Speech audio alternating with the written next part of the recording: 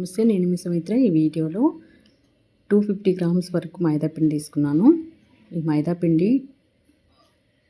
2 eggs and కొంచెం sugar powder వేసుకొని క్రిస్పీగా బిస్కెట్లు ఎలా ప్రిపేర్ చేసుకోవాలో చూద్దాము. దానికోసం 250 గ్రామ్స్ వరకు మైదా పిండి తీసుకున్నాను. ఇందులోకి 2 ఎగ్స్ కొట్టుకుని వేసుకుంటున్నాను.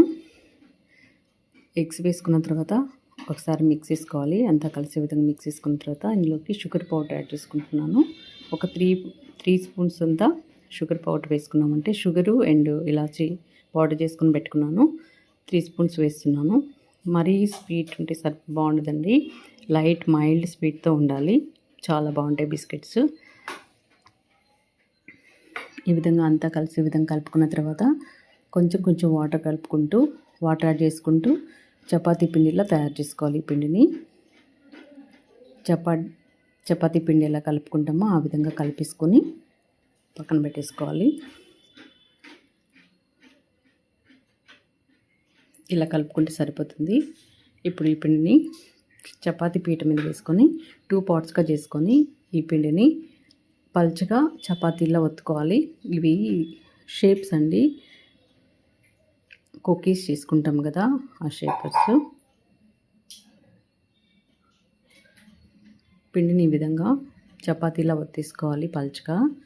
మరీ పల్చగా కాదు, మరి చపాతీ కంటే కొంచెం మందంగా ఒత్తుకొని కట్ చేసుకోవాలి. ఈ విధంగా చేసుకొని ఇలా మనకి ఏ షేప్ కావాలో ఆ షేప్ తీసుకొని కట్ చేసేసుకోవడమే.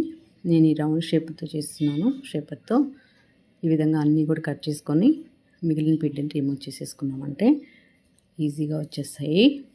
ఈ విధంగా అన్నీ కూడా ఇలా చేసేసుకొని కట్ చేసుకొని ఇలా ఈ పిండిని మిగిలిన పిండిని ఇలా రిమూవ్ చేసేసుకొని తీసుకొని మిగిలిన పిండి మళ్ళీ ఇంకో చపాతీ చేసుకొని మళ్ళీ బిస్కెట్ ప్రిపేర్ చేసుకోవాలి.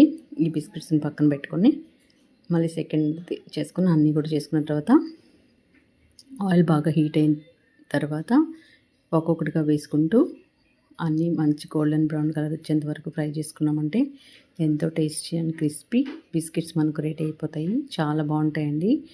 పిల్లలు స్నాక్స్ పెట్టినప్పుడు చక్కగా పెట్టేసేయచ్చు అనమాట. చాలా బాగా తినేస్తారు. ఈ విధంగా కాలితే సరిపోతాయి.